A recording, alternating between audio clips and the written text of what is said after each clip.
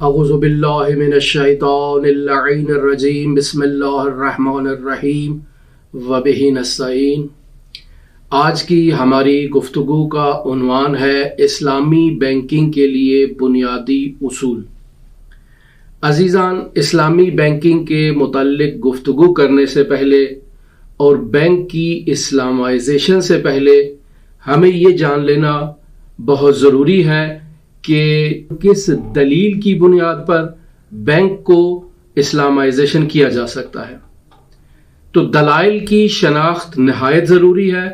لہٰذا اسلامی بینکنگ اور اسلامی اکانومی سسٹم کو سمجھنے کے لیے اس کے بنیادی اصولوں کو سمجھنا نہایت ہی ضروری اور اہمیت کا حامل ہے۔ ہم یہاں آپ کے ساتھ اپنی گفتگو میں دلائل کی جو ہے وہ انواع اور اقسام کو بیان کرنے کی کوشش کریں گے۔ تو عزیزان، سب سے پہلے آپ اس چیز کو مد نظر رکھیں کہ علم دین کی شناخت کا ایک بنیادی منبع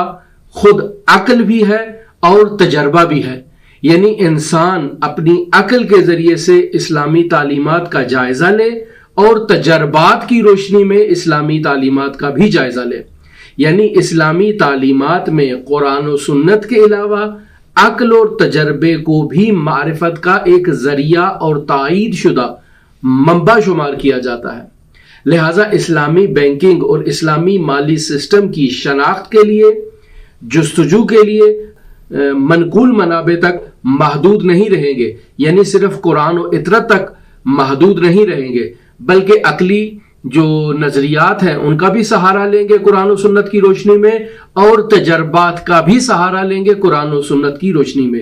ایسے عقلی تجربات کو بنیاد قرار دیا جائے گا جو اسلامی اصول و قوانین سے متضاد نہ ہو بلکہ ہم آہنگی رکھتے ہوں۔ پس عزیزان، اس چیز کی طرف توجہ دیں کہ اسلامی بینکنگ اور اسلامی اکانومی سسٹم ہے، اس کو پہچاننے کے لیے علم دین میں قرآن و سنت کی روشنی میں عقل اور تجربات کا بھی سہارا لیا جائے گا اور ان سے استفادہ کیا جائے گا۔ یہ ایک جو ہے وہ بنیادی منبع ہے جس کی طرف توجہ دینا ضروری ہے۔ دوسرا مطلب اس چیز کی طرف توجہ دینا بھی ضروری ہے کہ علم کا اور دین کا آپس میں کیا رابطہ ہے، یعنی تمام علوم جو معاشرے میں پائے جاتے ہیں وہ سب کے سب دین کے علم تو نہیں ہے، یعنی علم دین تو نہیں ہے، قرآن و سنت تو نہیں ہے، لیکن علم ہے اپنی جگہ پر۔ ان علوم کا اور علم دین کا آپس میں کیا رابطہ ہے؟ یہاں پر ایک نظریہ یہ پیش کیا جا سکتا ہے کہ ان کا آپس میں باہمی رابطہ، یعنی اسلامی تعلیمات اور اقتصادیات اور مروجہ بینکنگ۔ ظاہر ہے یہ تین چیزیں بنیں گی نا، ایک مروجہ اکانومی ہے اور مروجہ بینکنگ ہے، اس کے ساتھ اسلامی تعلیمات ہے۔ اسلامی تعلیمات کا اقتصادیات کے ساتھ کیا رابطہ ہوگا اور مروجہ بینکنگ کے ساتھ اس کا کیا رابطہ ہوگا؟ اس سلسلے میں تین نظریات جو ہے وہ پیش کیے جا سکتے ہیں۔ پہلا نظریہ جو ہے وہ تفارق کا ہے۔ یہ نظریہ یہ کہنا چاہ رہا ہے کہ دین صرف انہی چیزوں کو بیان کرتا ہے جنہیں انجام دینا ضروری ہو، یعنی انسان کے وہ افعال، وہ انسان کے اعمال جس کا انجام دینا اس کی زندگی میں ضروری ہے، دین صرف ان چیزوں کو بیان کرتا ہے۔ اس نظریے کی بنیاد پر اسلامی اقتصاد سے مراد اسلام کا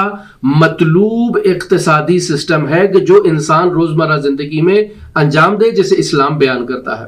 پس نظریہ تفارق کی بنیاد یہ بنتی ہے کہ دین ایک اور چیز ہے اور یہ اسلامی بینک، یہ جو مروجہ بینکنگ اور مروجہ اکانومی سسٹم ہے یہ اور چیز ہے۔ دین جو ہے وہ انسان کے روزمرہ زندگی کے جو ضروری عوامر ہیں جسے انجام دینا اس کے لیے ضروری ہے، صرف ان چیزوں کو بیان کرتا ہے۔ لہٰذا اسلام ایک ایسا اکانومی سسٹم بیان کرے گا جو اس کی روزمرہ زندگی سے متعلق ہو، لیکن یہ جو مروجہ علوم ہیں ان سے اس کا کسی قسم کا کوئی تعلق نہیں ہوگا۔ لیکن دوسرا جو ہے وہ نظریہ تعارض ہے، یعنی تمام انسانی علوم اور دینی تعلیمات میں مکمل طور پر آپس میں تضاد پایا جاتا ہے، آپس میں کسی قسم کی ہم خوانی نہیں ہے، یعنی تمام مروجہ اقتصادی نظریات اور اسلامی اقتصادی نظریات میں مکمل طور پر تضاد ہے، لہٰذا ان میں کسی قسم کا کوئی تعامل قابل تصور نہیں ہے۔ ہم یہ نہیں کہہ سکتے کہ مروجہ اکانومی سسٹم یا مروجہ اقتصادی نظام سے استفادہ کریں اور علم دین کی تشریح کریں اس کے ساتھ، یا علم دین میں مروجہ اکانومی اور مروجہ جو ہے وہ بینکنگ کا سہارا لے کر علم دین کی تشریح کریں یا علم دین سے متعلق اس کو آپس میں جو ہے وہ ہم خوانی کی جائے۔ کہتے ہیں ایسا نہیں ہو سکتا ہے۔ تیسرا نظریہ جو ہے وہ تعاضد کا ہے، یعنی یہ نظریہ ہم اس کو اس طرح سے بیان کریں کہ بطور کل اسلامی اقتصادیات اور مروجہ اقتصادیات ایک طرف سے، دوسری طرف بطور خاص اسلامی بینکنگ اور مروجہ بینکنگ، یہ دونوں جو ہیں یہ آپس میں ہم آہنگی رکھتے ہیں۔ لہذا تعاضدی نظریے کے تحت یہ بنے گا کہ مروجہ اقتصادی نظام میں اختراع شدہ تمام طریقے جو اسلامی تعلیمات سے منافات نہیں رکھتے یا ان میں موجود نقائص کو برطرف کر کے انہیں اسلامی فریم ورک میں ڈھالا جا سکتا ہے تو انہیں ہم اسلامی کہہ سکتے ہیں۔ پس یہ جو تعاضدی نظریہ ہے اس کے مطابق تمام وہ اکانومی سسٹم جو مروجہ ہے اور تمام مروجہ جو بینکنگ ہے، اس میں موجود تمام وہ نظریات جنہیں اسلامی فریم ورک میں ڈھالا جا سکتا ہے انہیں اسلامی فریم ورک میں ڈھال کر انہیں اسلامی کہا جا سکتا ہے۔ اب آ جاتے ہیں ہم دلائل کی تیسری قسم کے اوپر۔ پس دلائل کی پہلی قسم یہ بن جاتی ہے کہ علم دین کی شناخت اور پہچان کے لیے ہمیں قرآن و سنت کی روشنی میں عقل اور تجربات کا بھی سہارا لینا پڑے گا۔ لہٰذا مروجہ اکانومی اور مروجہ اقتصاد بینکنگ سسٹم کے اندر جو عقلی معلومات ہیں اور جو عقلی دلائل ہیں اور عقلی معلومات کی روشنی میں جو تجربات انجام دیے گئے ہیں ان کو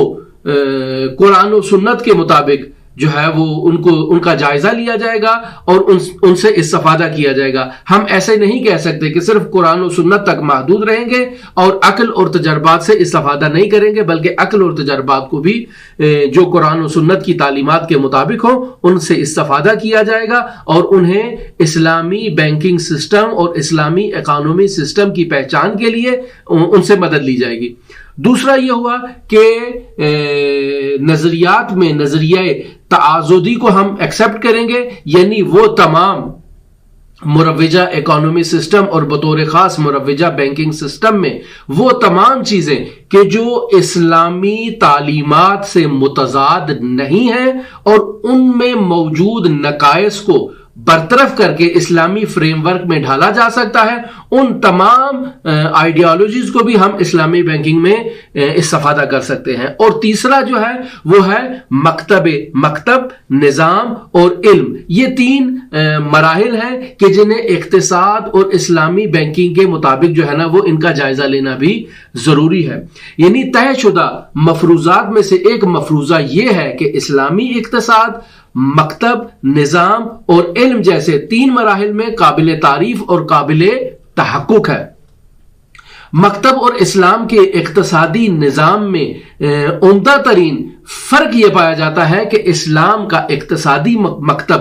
مکمل طور پر شریعت اسلامی کے تابع ہے، جبکہ اسلام کے اقتصادی مکتب کے سے متعلق جو نظریات ہیں وہ کیا ہیں؟ اجتہادی ہیں، اجتہاد کے ذریعے سے کشف ہوتے ہیں، جبکہ اس کے مد مقابل اسلامی اقتصادی نظام سے متعلق نظریات اگرچہ مکتبی اصولوں سے تعلق رکھتے ہیں لیکن زمان و مکان و حالات و شرائط کے اعتبار سے قابل تغییر اور قابل تبدل ہے۔ اسی وجہ سے ہم کہتے ہیں کہ اسلامی اقتصادیات اور اسلامی بینکنگ سے متعلق ماہرین مکتبی تفکرات کے فریم ورک میں رہتے ہوئے اسلامی اقتصادی نظام کے فریم ورک تک پہنچنے کی کوشش کریں۔ لہذا ان